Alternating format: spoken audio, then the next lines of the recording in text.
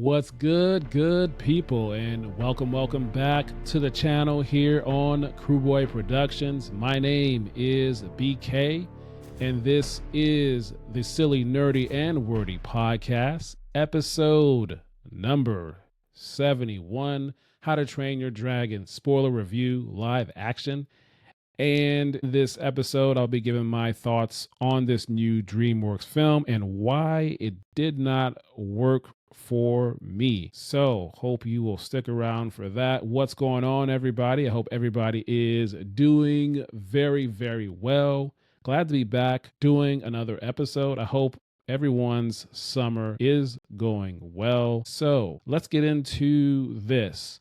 And for this new film from DreamWorks, let's talk about my background with this franchise. For one, I've never seen any of the previous How to Train Your Dragon animated films, the original films in the projects. So I've not seen any of those, not a fan of it. And then also, initially when this movie was coming out and I saw the trailers, I was not interested in it, but I ultimately changed my mind and decided to give it a chance. So let's get into the director. The director is Dean DeBlouse, and his previous projects include all three of the original animated films, How to Train Your Dragon. So he is the director behind all three of those films. He also had a role on the original 1998 animated film Mulan, which is one of my very favorites. He had the story co-head title on Mulan, and it seems like the majority of his background per IMDb is on animated projects. So this live action film here appears to be his directorial debut directing live action film. So that is a bit about the director. This cast includes Mason Thames, Gerard Butler, Nico Parker, Nick Frost, Gabriel Howe, Julian Dennison, and Bronwyn James, just to name a few from the main cast. And so I'm going to give my thoughts why this didn't work for me. And of course, as one person always says, movies are subjective. So sometimes you'll like it, sometimes you won't. So this film didn't really work for me for the most part until the very end, or at least until the third act of the film. There are some nice things that I did like, but this story just really kind of fell flat for me.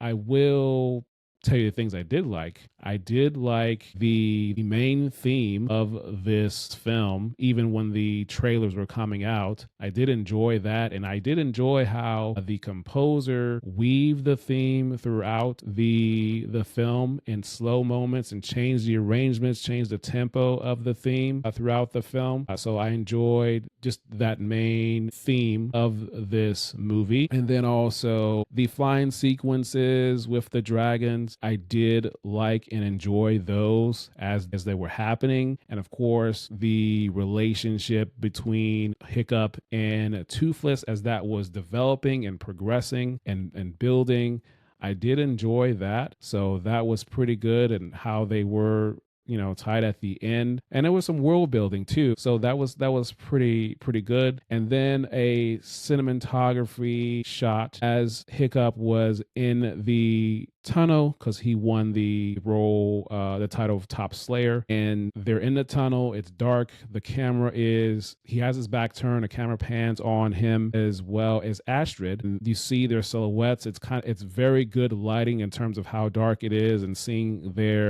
them standing there. So I do like that shot as it pans up against them. Another thing I liked was when Gerard Butler's character was speaking about his son, how he never thought, he was always a joke, and now he's going to become this Viking.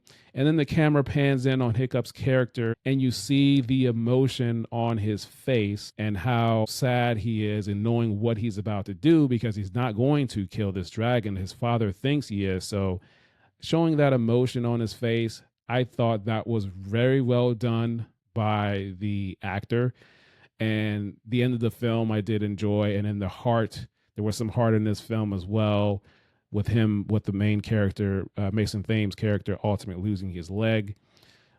So for me, those were the things that I liked. But overall, this film just didn't work for me. I didn't really like it or get excited or feel good about it until the end. The story was okay. There wasn't really any standout performances for me at all. And the jokes were okay. It just fell flat until the end. But I understand that obviously there is a fan base, and I am aware of the animated films. I just never watched it, and yeah, it's a mixed bag. It was an okay film, and it was a little bit distracting, I will say, in the theater because I had people around me constantly talking. So that was not great at all. But sometimes it just doesn't work for you, and that is okay. And so let me know your thoughts. Did you see this film? Are you going to see this film? Did you like it? Were you excited about it? Or maybe you feel like me, maybe this didn't work for you. Maybe you had some good moments, but didn't like it overall. So I definitely would like to hear your comments. So please let me know in the comments, or let me know in a review if you are listening to this on Spotify or Apple. So let me see what else I can say.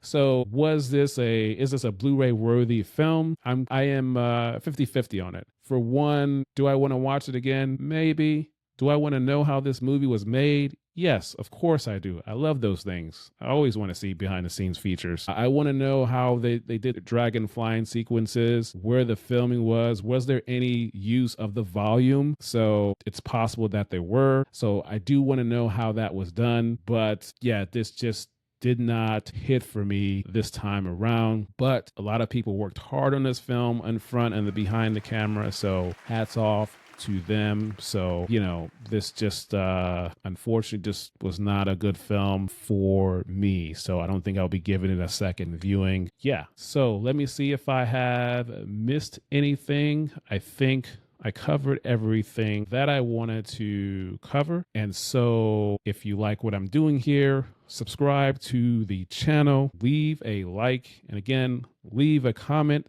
Tell me what you thought about this film, whether you liked it or didn't like it, and your reasons why. And let me know your thoughts about this channel and what I'm doing. I would love to hear your thoughts. And of course, if you want to listen to this podcast, to this show, you can certainly do that. Just search for the Silly, Nerdy, and Wordy podcast on Spotify, and you can follow it as well as on Apple Podcasts and iHeartRadio, Amazon Music, Pandora, Audible, and wherever you get your podcasts. Leave a rating on there, leave a review, follow it, and you will receive it so that you can listen as well. You can watch it on Spotify and here on the YouTube channel. So check it out. I am working on getting some guests coming on later this year. More spoiler reviews to come, as well as other aspects of TV and film, including looking into specific roles within the film and TV and how they are very important to making these films come to life. And of course, I now have 2 upcoming plays coming up later this year that I'll be going into and doing a deep dive with that, with one in July and one in October, and hopefully more to come. So that is all I'm going to have for you today. I hope this was able to give you a little bit of a break from life. So until next time, we will talk soon.